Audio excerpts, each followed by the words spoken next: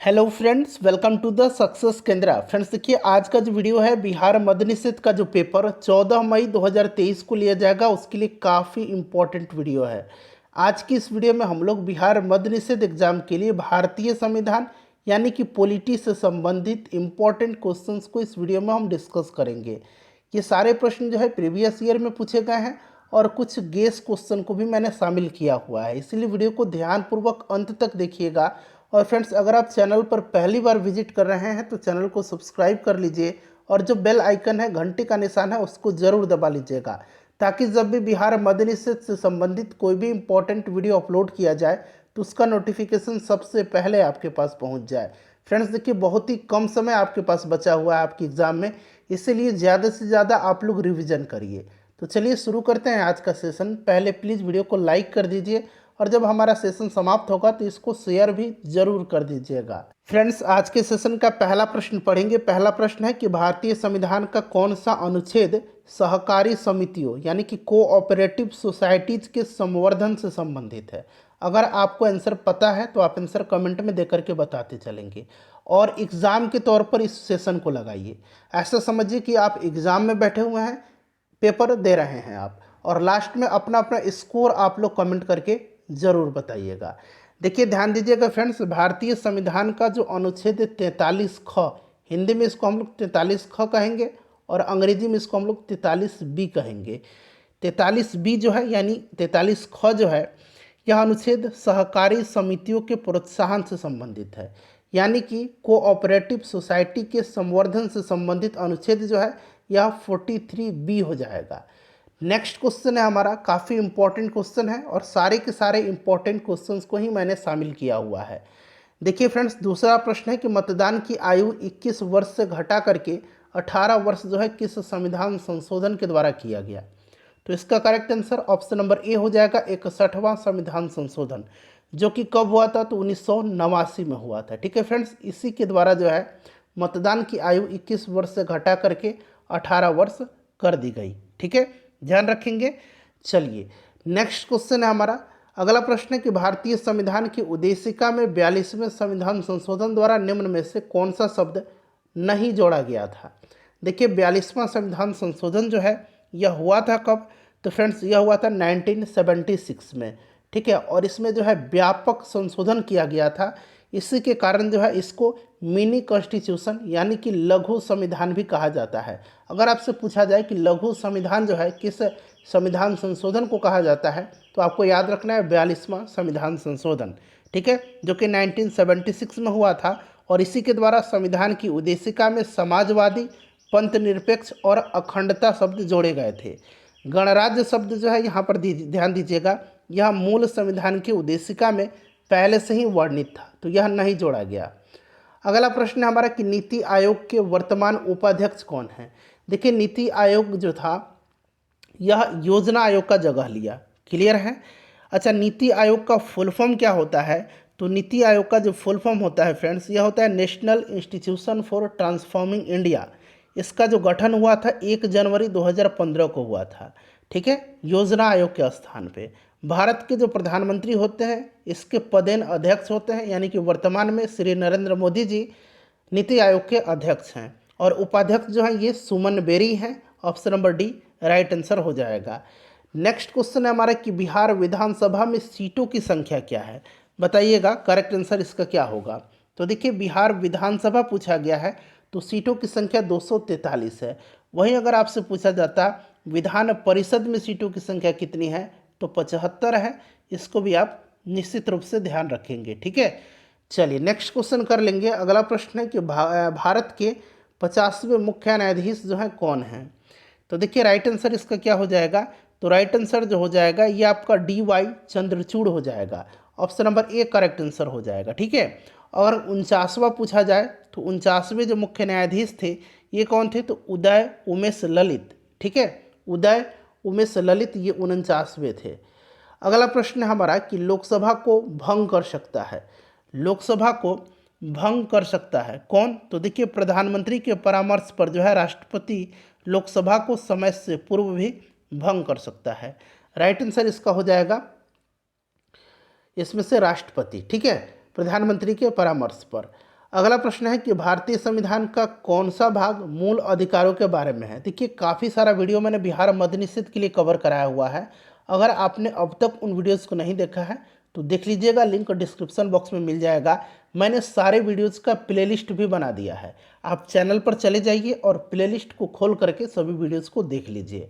तो देखिए कौन सा अनुच्छेद कौन सा भाग जो है यह मूल अधिकार के बारे में है, बताइएगा राइट आंसर इसका क्या हो जाएगा। तो देखिए फ्रेंड्स, अगर हम बात करें तो भाग 3 में जो है अनुच्छेद 12 से लेकर के 35 तक में मूल अधिकार हैं, फंडामेंटल राइट्स हैं। इसको कहाँ से लिया गया है, तो संयुक्त राज्य अमेरिका के संविधान से लिया गया है। अच्छा, अभी आप कमेंट करके मुझे बताएंगे कि वर्तमान में कितने फंडामेंटल राइट्स हैं, यानी कि कितने मूल अधिकार हैं। ठीक है, चलिए। अच्छा, भाग 1 में क्या है, तो भाग 1 में संघ और उसका राज्य क्षेत्र है। भाग 2 में क्या है, नागरिकता है। भाग 3 में मूल अधिकार है। भाग 4 में नीति निर्देशक तत्व है। चलो उसके बाद देखिएगा कि सरकारिया आयोग बनाया गया था। सरकारिया आयोग, सभी ऑप्शंस को ध्यान से देख लीजिए और देखिए सरकारिया आयोग जो बनाया गया था, इसका गठन जो है केंद्र राज्य संबंधों की समीक्षा करने के लिए 1983 में 1983 में केंद्र सरकार ने उच्चतम न्यायालय के सेवानिवृत्त न्यायाधीश RS सरकारिया की अध्यक्षता में इस आयोग का गठन किया था। तो राइट आंसर इसका क्या हो जाएगा, केंद्र राज्य संबंधों की समीक्षा के लिए। नेक्स्ट क्वेश्चन है कि निम्न में से कौन सी समिति जो है चुनाव सुधार से संबंधित नहीं है। सभी समिति को यहाँ पर देख लीजिएगा। ठीक है, तो देखिए फ्रेंड्स, इसमें जो समिति जो है चुनाव से संबंधित नहीं है, चुनाव सुधार से संबंधित नहीं है। यह समिति जो है यह थुंगन समिति है। थुंगन समिति, ध्यान रखेंगे, थुंगन समिति का संबंध पंचायती राज से है। ठीक है, पंचायती राज संस्था से है। बाकी तारकुंडे, दिनेश गोस्वामी और इंद्रजीत गुप्ता समिति का संबंध जो है चुनाव सुधार से है। चलिए अगला प्रश्न है कि राष्ट्रपति को महाभियोग की प्रक्रिया से कौन अपदस्थ कर सकता है, बताइएगा इसका राइट आंसर क्या हो जाएगा, कौन अपदस्थ कर सकता है। तो यहाँ पर ध्यान दीजिएगा। देखिए फ्रेंड्स, अगर हम बात करें तो यह संसद कर सकता है। यहाँ पर ध्यान दीजिएगा, भारतीय संविधान का जो अनुच्छेद 61 है, अनुच्छेद 61 में जो है राष्ट्रपति को महाभियोग के द्वारा उसके पद से हटाया जा सकता है, यह बात कहा गया है। और राष्ट्रपति पर महाभियोग जो है केवल संविधान के उल्लंघन के आधार पर ही लगाया जा सकता है। और ध्यान दीजिएगा, महाभियोग जो है इसकी प्रक्रिया संसद की किसी भी सदन, चाहे वह लोकसभा हो या फिर राज्यसभा हो, वहाँ लाई जा सकती है। तो राइट आंसर इसका संसद हो जाएगा। नेक्स्ट क्वेश्चन है कि राज्यसभा का सभापति अपना त्यागपत्र संबोधित करता है। अच्छा, राज्यसभा का जो सभापति होता है यह होता कौन है, तो ये भारत के उपराष्ट्रपति होते हैं। आर्टिकल 64 में कहा गया है कि जो भारत का उपराष्ट्रपति है यह राज्यसभा का पदेन सभापति होगा। ठीक है, राज्यसभा का वह सदस्य नहीं होता है, ध्यान रखेंगे फ्रेंड्स। और उपराष्ट्रपति राष्ट्रपति को संबोधित अपने हस्ताक्षर द्वारा त्यागपत्र जो है दे सकता है। क्लियर, तो यह आपका राष्ट्रपति हो जाएगा। अगला प्रश्न है, और फ्रेंड्स प्लीज़ वीडियो को लाइक कर दीजिएगा। मैं पूरी डिटेल में आपको बताना चाहता हूं और हमेशा प्रयास करता हूं कि कुछ ना कुछ यहां से आप नया सीखें। चलिए, भारत में संप्रभु कौन सा है, तो संप्रभु आपने उद्देशिका में ही पढ़ा है। शुरुआत ही होता है हम भारत के लोग, यानी कि भारत के लोग। बिहार दिवस कब मनाया जाता है, तो बिहार दिवस प्रत्येक वर्ष 22 मार्च के दिन मनाया जाता है। ये इंपॉर्टेंट है, फ्रीक्वेंटली यह प्रश्न रिपीट होता है एग्जाम में, तो आपको ध्यान रखना है। ठीक है, और 22 मार्च को जल दिवस भी मनाया जाता है। 22 अप्रैल को पृथ्वी दिवस मनाया जाता है। ठीक है, चलिए नेक्स्ट क्वेश्चन हमारा कि निम्न में से कौन संविधान निर्मात्री सभा का सदस्य नहीं था, बताइएगा इसका करेक्ट आंसर क्या होगा। तो इसमें से आपके मोहम्मद अली जिन्ना हो जाएगा। देखिए फ्रेंड्स, जो संविधान सभा के लिए जो निर्माण किया जा रहा था संविधान, तो उसमें समिति बनाया गया था जिसमें से पंडित जवाहरलाल नेहरू जी थे, यह संघ शक्ति समिति के अध्यक्ष थे। संघ शक्ति समिति के अध्यक्ष BR अम्बेडकर जी जो थे, बाबा साहब अम्बेडकर, ये क्या थे, तो ये प्रारूप समिति के अध्यक्ष थे। और डॉक्टर राजेंद्र प्रसाद जी जो थे ये संचालन समिति के अध्यक्ष थे। तो एटलीस्ट ये 3 चीज़ आप ज़रूर ध्यान रखेंगे। अगला प्रश्न है कि भारत में बजट निर्माण का कार्य किया जाता है। भारत में बजट निर्माण का कार्य जो है यह पूछा गया है। तो भारत में केंद्रीय बजट, रेल बजट के सहित इसका निर्माण कार्य जो है यह वित्त मंत्रालय के आर्थिक मामलों के विभाग, आर्थिक कार्य विभाग के द्वारा किया जाता है। तो यहाँ पर देखिएगा वित्त मंत्रालय दिया गया है। ऑप्शन नंबर ए इस हिसाब से राइट आंसर हो जाएगा। ठीक है, चलिए उसके बाद नेक्स्ट क्वेश्चन है कि राष्ट्रीय मानवाधिकार आयोग की स्थापना कब हुई थी। राष्ट्रीय मानवाधिकार आयोग की स्थापना जो है यह आपसे पूछा गया है, तो ध्यान देंगे 1993 में हुई थी। और यह एक जो है सांविधिक निकाय है, संवैधानिक नहीं, यह एक सांविधिक निकाय है। ठीक है, संवैधानिक नहीं है, इस बात को ध्यान रखेंगे। ठीक है, इसका गठन जो है संसद का अधिनियम के द्वारा किया गया है। कहीं भी आपका जो संविधान है इसमें इसका जिक्र नहीं है, इसलिए संवैधानिक नहीं है, एक सांविधिक निकाय है। और वर्तमान में राष्ट्रीय मानवाधिकार आयोग के अध्यक्ष जो हैं ये जस्टिस अरुण कुमार मिश्रा हैं, AK मिश्रा हैं, इस बात को आप ध्यान रखेंगे। चलिए, बिहार विधान परिषद के वर्तमान में अध्यक्ष कौन है। बिहार विधान परिषद पूछा गया है, तो वर्तमान में देवेश चंद्र ठाकुर हैं। कौन है? देवेश चंद्र ठाकुर जो है वर्तमान में बिहार विधान परिषद के अध्यक्ष हैं, ध्यान रखेंगे। ठीक है, अच्छा, अवध बिहारी चौधरी, एक नाम और आपको याद रखना है, अवध बिहारी चौधरी, ये वर्तमान में बिहार विधानसभा के अध्यक्ष हैं। क्लियर। चलिए, भारतीय सशस्त्र बलों के पहले चीफ ऑफ डिफेंस स्टाफ यानी कि CDS कौन थे, यह आपसे पूछा गया है। बताइए राइट आंसर इसका क्या हो जाएगा। CDS कौन थे? तो CDS जो थे यह जनरल बिपिन रावत थे पहले। देखिए फ्रेंड्स, इनकी मृत्यु जो है, ध्यान देंगे, 8 दिसंबर 2021 को एक हेलीकॉप्टर दुर्घटना में हो गया था। तो ये पहला CDS पूछा गया तो जनरल बिपिन रावत थे। वर्तमान में अगर आपसे पूछा जाएगा तो अनिल चौहान हैं, इसको भी आप ध्यान रखेंगे। चलिए, राजनीतिक दल आवश्यक है, तो राजनीतिक दल जो है यह आवश्यक होता है कहाँ पर, तो यह लोकतंत्र में होता है। आधुनिक लोकतंत्र को कहा जाता है, आधुनिक लोकतंत्र जो है उसको प्रतिनिधित्व लोकतंत्र कहा जाता है। Option number C right answer हो जाएगा। ठीक है, प्रतिनिधित्व। और भारत में अप्रत्यक्ष प्रतिनिधित्व लोकतंत्र है, याद रखेंगे आप। ठीक है, चलिए अगला प्रश्न करेंगे अब। नेक्स्ट क्वेश्चन है कि भारतीय संविधान की किस अनुसूची का संबंध भाषाओं से है। बहुत ही सिंपल सा क्वेश्चन है, बता दीजिए करेक्ट आंसर इसका क्या हो जाएगा। तो यह जो कौन सी अनुसूची है, तो यह 8वीं अनुसूची है। कौन सी अनुसूची है, तो यह 8वीं अनुसूची है, ध्यान रखना आपको। ठीक है, 8वीं अनुसूची में कितने भाषाओं का उल्लेख किया गया है, तो 8वीं अनुसूची में जो है 22 भाषाओं का उल्लेख किया गया है। ठीक है, तो यहाँ पर देखिएगा अनुसूची का संबंध भाषाओं के साथ है, तो 8वीं अनुसूची। वर्तमान में कितने अनुसूचियाँ हैं, तो टोटल 12 अनुसूची हैं, याद रखना आपको। राष्ट्रीय एकता परिषद की अध्यक्षता कौन करता है। राष्ट्रीय एकता परिषद एक सरकारी सलाहकार निकाय है और इसकी अध्यक्षता प्रधानमंत्री करते हैं। नेक्स्ट क्वेश्चन है कि मौलिक अधिकारों का निलंबन कौन कर सकता है। देखिए फ्रेंड्स, मैंने हिस्ट्री का एक मास्टर वीडियो कवर कराया हुआ है, उसमें 150 प्रश्न है, उसको एक बार आप लोग जरूर एग्जाम से पहले देख लीजिएगा, लिंक डिस्क्रिप्शन में आपको मिल जाएगा। मौलिक अधिकारों का निलंबन जो है ये राष्ट्रपति, ऑप्शन नंबर C जो होगा इसका राइट आंसर हो जाएगा। नेक्स्ट क्वेश्चन है किसी राज्य का उच्चतम विधि अधिकारी कौन होता है। तो फ्रेंड्स, यह जो होता है यह एडवोकेट जनरल होता है, यानी कि इसको महाधिवक्ता कहा जाता है। महाधिवक्ता की नियुक्ति जो है आर्टिकल 165 अनुच्छेद 165 के अनुसार उस राज्य के राज्यपाल के द्वारा की जाती है। क्लियर है। और वर्तमान में बिहार के महाधिवक्ता यानी कि एडवोकेट जनरल कौन है भाई, तो नाम याद रखेंगे PK शाही, प्रशांत कुमार शाही जो है वर्तमान में बिहार के महाधिवक्ता हैं। नेक्स्ट क्वेश्चन हमारा कि संविधान के किस अनुच्छेद में अल्पसंख्यकों के हितों के संरक्षण की व्यवस्था है। तो अल्पसंख्यकों के हितों के संरक्षण की व्यवस्था जो है यह आपसे पूछा गया है, तो अनुच्छेद 29 में है। अनुच्छेद 32 संवैधानिक उपचारों के अधिकार दिया गया है, जिसको बाबा साहब अम्बेडकर ने संविधान की आत्मा कहा है। अनुच्छेद 19 क्या है, तो अनुच्छेद 19 में स्वतंत्रता का अधिकार है। अनुच्छेद 14 में क्या है, तो समता का अधिकार है। नेक्स्ट क्वेश्चन है संविधान के किन अनुच्छेदों में मौलिक अधिकारों का वर्णन है। तो अभी मैंने आपको बताया था अनुच्छेद 12 से 35 में संविधान के भाग 3 में इसका वर्णन किया गया है। नेक्स्ट क्वेश्चन है हमारा कि वित्त आयोग क्या है। अब देखिए, वित्त आयोग जो है यह एक संवैधानिक निकाय है। क्यों संवैधानिक निकाय है, तो इसका चर्चा हमारे संविधान के अनुच्छेद 280 में किया गया है। अनुच्छेद 280 के प्रावधानों के तहत जो है राष्ट्रपति के द्वारा हर 5 साल के अंतराल पर वित्त आयोग का गठन किया जाता है।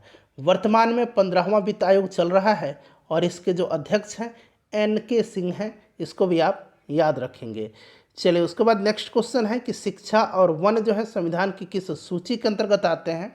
तो शिक्षा और वन जो है यह किस सूची के अंतर्गत आते हैं, तो ध्यान रखेंगे फ्रेंड्स, यह आपके आ जाएंगे समवर्ती सूची के। ठीक है, समवर्ती सूची राइट आंसर हो जाएगा, यह समवर्ती सूची के अंतर्गत आते हैं। ठीक है फ्रेंड्स, चलिए अगला प्रश्न करेंगे। नेक्स्ट क्वेश्चन है हमारा कि भारतीय संविधान को अपनाया गया था। तो भारतीय संविधान को जो है यह अपनाया गया था संविधान सभा के द्वारा। हमारा जो संविधान है यह अंगीकृत कब हुआ था, तो 26 नवंबर 1949 को संविधान सभा के द्वारा अंगीकृत किया गया था, 26 नवंबर 1949 को। और पूर्णतः जो है हमारा संविधान लागू कब हुआ था, तो 26 जनवरी 1950 से पूर्णतः यह लागू हुआ था। नेक्स्ट क्वेश्चन है, भारतीय संविधान के निम्नलिखित अनुच्छेदों में से कौन सा अनुच्छेद राज्य की सरकारों को ग्राम पंचायतों को संगठित करने का निर्देश देता है। तो फ्रेंड्स यह जो निर्देश देता है यह आपसे पूछा गया है। तो यह आर्टिकल 40 है। कौन सा आर्टिकल है, तो आर्टिकल 40 है। ठीक है, याद रखेंगे आर्टिकल 40। चलिए नेक्स्ट क्वेश्चन, अनुच्छेद 32 संवैधानिक उपचारों का अधिकार है। अनुच्छेद 51 जो है अंतर्राष्ट्रीय शांति और सुरक्षा की अभिवृद्धि से संबंधित है। ऑप्शन बी होगा राइट आंसर इसका। देखिए राष्ट्रपति के चुनाव में भाग लेने वाला निर्वाचक मंडल में होता है। तो देखिए फ्रेंड्स, अगर हम बात करें तो राष्ट्रपति के निर्वाचक मंडल में केंद्र शासित प्रदेश जो पुडुचेरी है और जो दिल्ली है उसके निर्वाचित सदस्य भाग लेते हैं। ठीक है, और संसद के दोनों सदनों तथा राज्य विधानसभाओं के निर्वाचित सदस्य। ठीक है, तो ऑप्शन नंबर लोकसभा, राज्यसभा और सभी राज्यों के विधानसभा के निर्वाचित सदस्य इसका करेक्ट आंसर हो जाएगा। संपत्ति के अधिकार को भारतीय संविधान के किस संशोधन के द्वारा मौलिक अधिकार की सूची से हटा दिया गया था, बताइएगा राइट आंसर इसका क्या होगा। देखिए करेक्ट आंसर जो होगा फ्रेंड्स यह आपका कौन सा हो जाएगा इसमें से, तो करेक्ट आंसर आपका हो जाएगा 44वां संविधान संशोधन 1978 के द्वारा संपत्ति के अधिकार को मौलिक अधिकार की सूची से हटा दिया गया और इसको जो है अब एक कानूनी अधिकार के रूप में रखा गया है। अगला प्रश्न करेंगे कि भारतीय संविधान में पहला संशोधन किस वर्ष किया गया था। तो पहला संशोधन जो है यह 1951 में किया गया था। कब किया गया था, तो 1951 में। ठीक है, याद रखेंगे। कैसे आप याद रख सकते हैं, तो यहाँ पर आप देखिए याद इसको रख सकते हैं किस प्रकार से, तो यहाँ पहला और 1951 में एक आ रहा है, तो इस तरह से आप इसको ध्यान रखेंगे। ठीक है, चलिए जिस समिति की सिफारिश पर भारत में पंचायती राज की स्थापना की गई उसका अध्यक्ष कौन था, उसका अध्यक्ष पूछा गया है। तो देखिए फ्रेंड्स, आपको याद होगा कि बलवंत राय मेहता समिति की सिफारिश पर जो है यह किया गया था। तो बलवंत राय मेहता समिति राइट आंसर हो जाएगा। ठीक है, और भारत में पंचायती राज का शुभारंभ जो है ये 2 अक्टूबर 1959 को जो है प्रधानमंत्री, उस समय के तत्कालीन प्रधानमंत्री पंडित जवाहरलाल नेहरू जी के द्वारा राजस्थान के नागौर से किया गया था।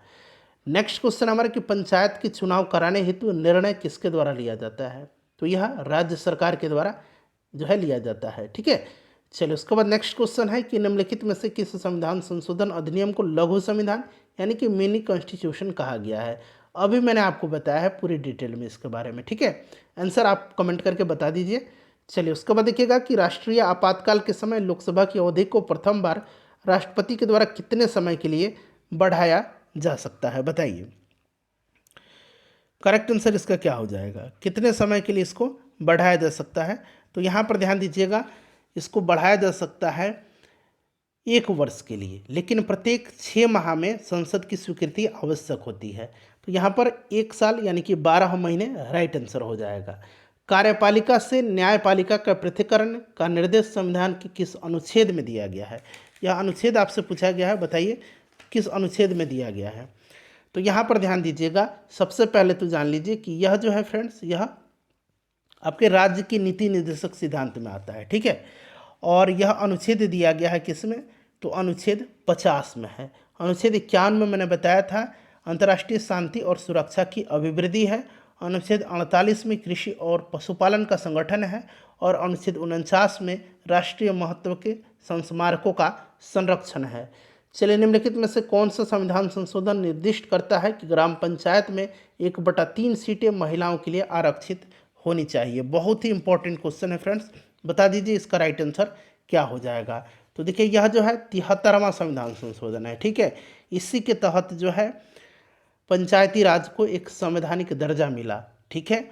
और इसका जो यहाँ पर ध्यान देंगे, अनुच्छेद 243 जो है, अनुच्छेद 243 के अनुच्छेद डी में, ठीक है, अनुच्छेद 243 डी के आधार पर पंचायती राज में महिलाओं को 1/3 सीटें आरक्षित किया गया है, ठीक है। और याद होगा आपको कि अपना राज्य बिहार पहला राज्य रहा जहां महिलाओं के लिए 50% स्थान आरक्षित किया गया, ठीक है। तो ये बात भी ध्यान रखेंगे। उसके बाद देखिए राज्यसभा धन विधेयक को अधिकतम कितने समय तक रोक सकती है। धन विधेयक को अधिकतम जो है यह 14 दिन के लिए रोक सकती है, ठीक है। मात्र 14 दिन के लिए अधिकतम यह रोक सकती है। तो यहाँ पर 14 दिन हो जाएगा। देखिए निम्नलिखित में से किस समिति यानी कि कमेटी आयोग ने न्याय पंचायत बनाने की सिफारिश की थी। तो अशोक मेहता कमेटी ने 1978 में 1978 में गाँव में अलग अलग न्याय पंचायत बनाने की अनुशंसा की थी। अशोक मेहता समिति हो जाएगा। निम्नलिखित में से कौन सा कार्य जो है स्थानीय स्वशासन का अधिकार क्षेत्र में नहीं आता है। स्थानीय स्वशासन का अधिकार क्षेत्र में नहीं आता है। बताइए राइट आंसर इसका क्या हो जाएगा। तो इसका जो करेक्ट आंसर हो जाएगा वो सार्वजनिक अनुशासन का रख रखाव नहीं आएगा। स्वास्थ्य, स्वच्छता, जन उपयोगी सेवा ये सभी आएगा। नेक्स्ट क्वेश्चन, लोकलेखा समिति अपनी वार्षिक रिपोर्ट किसे पेश करती है। अब यहाँ पर देखिए लोकलेखा समिति के बारे में पूछा गया है। लोकलेखा समिति के बारे में आपको याद भी होगा, कई बार मैंने आपको बताया भी है। अब यहाँ जो भी मैं बता रहा हूँ उसको आप ध्यान से सुन लीजिए। देखिए लोकलेखा समिति संसद की आर्थिक मामलों की एक समिति है और यह एक अस्थायी समिति है। इस समिति में लोकसभा के 15 सदस्य और राज्यसभा के 7 सदस्य, यानी कि टोटल इसमें 22 सदस्य होते हैं। इस समिति का जो अध्यक्ष होता है, लोकसभा का मुख्य विपक्षी दल होता है उसका कोई सदस्य होता है। और यह समिति जो है नियंत्रक महालेखा परीक्षक की जांच की प्रतिवेदन की समीक्षा करती है और अपना वार्षिक समीक्षा रिपोर्ट जो है लोकसभा के अध्यक्ष को सौंपती है। तो यह लोकसभा अध्यक्ष हो जाएगा। और खास करके जो लोकसभा में उसमें विपक्षी दल का जो नेता होता है वही जो है इसका अध्यक्ष जेन्युइनली बनाया जाता है। 1 वर्ष का कार्यकाल होता है इस समिति का, ध्यान रखेंगे। निम्नलिखित में से संसद का अंग कौन सा है। तो यह संसद जो हमारी लोकसभा, राज्यसभा और राष्ट्रपति से मिलकर के बनी है। आर्टिकल 79 के अनुसार संसद का गठन किया जाता है। संसद में लोकसभा, राज्यसभा और राष्ट्रपति तीनों शामिल होते हैं, ठीक है। चलिए अगला प्रश्न है कि अनुच्छेद 370 का संबंध किस राज्य के विशेष प्रावधान से था। तो ये आपको पता होगा जम्मू कश्मीर से था, जिसको कि अब हटा लिया गया है। नेक्स्ट क्वेश्चन है कि 1946 में गठित अंतरिम सरकार में डॉक्टर राजेंद्र प्रसाद किस विभाग के मंत्री थे। बताइएगा किस विभाग के मंत्री थे। तो फ्रेंड्स यह जो थे खाद्य एवं कृषि मंत्री थे, ठीक है। खाद्य एवं कृषि मंत्री थे, ध्यान रखना आपको। तो खाद्य एवं कृषि मंत्री हो जाएगा ऑप्शन नंबर सी। आपातकाल की घोषणा निम्नलिखित में से किस अनुच्छेद में निहित है। बताइए राइट आंसर क्या हो जाएगा। आपातकाल की घोषणा जो है किस अनुच्छेद में निहित है। तो फ्रेंड्स देखिए आपातकाल की घोषणा जो है यह आपका अनुच्छेद 352 में है, ठीक है। 356 में राज्यों में राष्ट्रपति शासन है और अनुच्छेद 360 में वित्तीय आपातकाल है। वित्तीय आपातकाल अब तक एक बार भी अपने भारतवर्ष में नहीं लगाया गया है। निम्नलिखित में से किसे उपराष्ट्रपति के चुनाव में मतदान करने का अधिकार है। तो यहाँ पर देखिएगा अधिकार पूछा गया है, तो लोकसभा और राज्यसभा के इसमें से देखिए निर्वाचित भी दिया गया और लोकसभा और राज्यसभा के सभी सदस्य भी दिया गया है। तो ये सभी सदस्य होगा, चाहे वह निर्वाचित हो या राष्ट्रपति के द्वारा मनोनीत, सभी लोग जो है इसमें वोट करते हैं। तो option number C right answer हो जाएगा इसका। एक बार और ध्यान से देख लीजिएगा, ठीक है। कोई भी व्यक्ति लोकसभा का चुनाव लड़ सकता है यदि उसकी आयु हो। देखिए आपको क्या करना है, कमेंट करके बताना कितने प्रश्नों का आंसर आपने गलत दिया है। मैं खुद आइडिया लगा लूँगा कि आपने कितने प्रश्नों का आंसर सही सही दे दिया है, ठीक है। तो इसका आंसर राइट आंसर क्या हो जाएगा। चलिए अपना स्कोर बता दीजिएगा। राइट लोकसभा पूछा गया तो 25 वर्ष, राज्यसभा पूछेगा तो 30 वर्ष, उसी प्रकार से विधानसभा पूछेगा तो 25 वर्ष, विधान परिषद पूछेगा तो 30 वर्ष। राज्य सरकार को बर्खास्त किया जा सकता है। राज्य सरकार को बर्खास्त किया जा सकता है तो संविधान का जो अनुच्छेद 356 है इसके तहत राज्यपाल की सिफारिश के आलोक में राष्ट्रपति के द्वारा किसी राज्य सरकार को बर्खास्त किया जा सकता है। भारतीय संविधान में मौलिक अधिकार की अवधारणा को निम्नलिखित में से किस देश के संविधान से लिया गया है? तो कई बार मैंने आपको इसी वीडियो में बता दिया हूँ, संयुक्त राष्ट्र अमेरिका से भाग 3 में है मौलिक अधिकार, और भाग 3 में 12 से अनुच्छेद 35 तक में है। अगला प्रश्न है कि नागरिकता संबंधी प्रावधान संविधान के किस भाग में है? नागरिकता संबंधी प्रावधान जो है यह पूछा गया संविधान के किस भाग में है? तो फ्रेंड्स यह जो है नागरिकता जो है भाग 2 में है। ठीक है, भाग 3 में मौलिक अधिकार है, भाग 4 में नीति निर्देशक तत्व है, भाग 1 में संघ और उसका राज्य क्षेत्र है। वीडियो को लाइक कर दीजिएगा और इसे शेयर